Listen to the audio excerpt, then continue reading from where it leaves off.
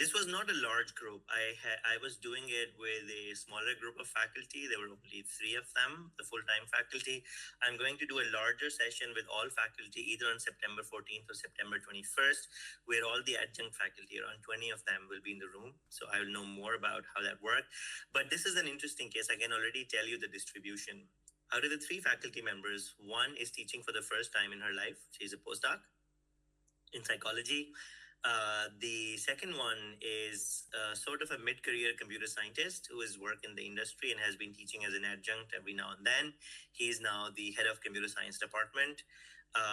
Already is a good teacher with some very traditional values, but is a good teacher. And the third person is from the business industry, CEO of a company, has joined us as a management chair of the MBA program, but is very sure of himself and he thinks no one can teach him anything. So very different, right? On one edge, you have someone who really wants to learn, and on the other end, someone who's very skeptical and thinks that they know everything and there's very little that they can learn. So interestingly, what happened was that everyone was engaged and everyone was spending more time than I had imagined in having a conversation. And I had to force end all the conversations because they were not stopping.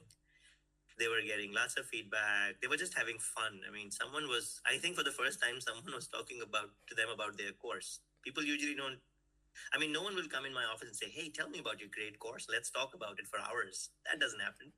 And I've spent so much time building it. I'd like to do that. So one of the sessions, quite interestingly, two of my colleagues were unwell that day. And so they joined online. So I couldn't see them. And only the young postdoc was in the room. But one of the senior professors, who the senior most guy, the business department head, forgot to turn off his microphone. And what we could hear is every now and then, I think it was a sound of wonder, like, oh, like these sounds would appear. I mean, I couldn't see him. His camera was turned off. Great feedback.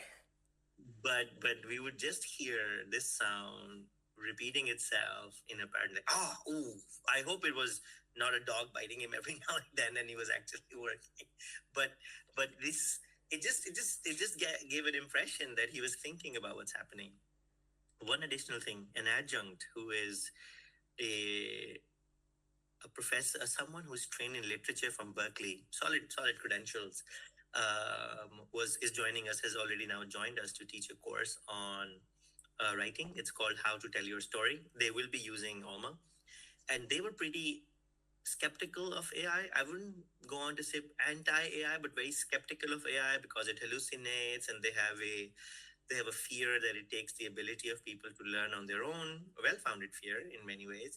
But they had not thought about this role of AI, like becoming a companion to those who are, let's say, somewhat hallucination proof. So if I am a historian and it tells me fake history, I know that this is something I need to avoid. A student might not. So so her name is Andriana, and Andriana really appreciated that. And she said that I had not seen AI through this light because I had always imagined what it is stopping people from doing, for example, stopping to learn, but I've never thought what it can enable people to do what they would not otherwise.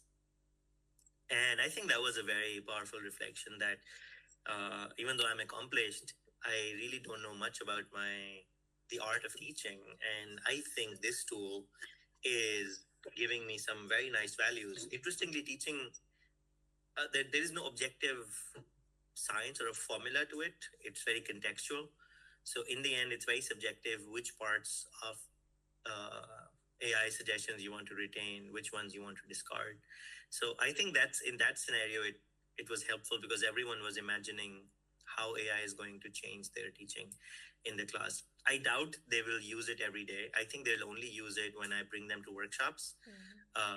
It's a lifestyle choice that will become, I think, more frequent use will come over time. I have started to use AI regularly every day. I stopped using Google for news. I open ChatGPT and I welcome it and I say, hey, what are the news for the day? You know me pretty well by now, so give me the right news. And yeah, so I think it's a lifestyle choice. And over time, I'm going to make some pushes as well. I'm going to budget AI for all, which means all faculty members will get membership at least one or two memberships for some AI software.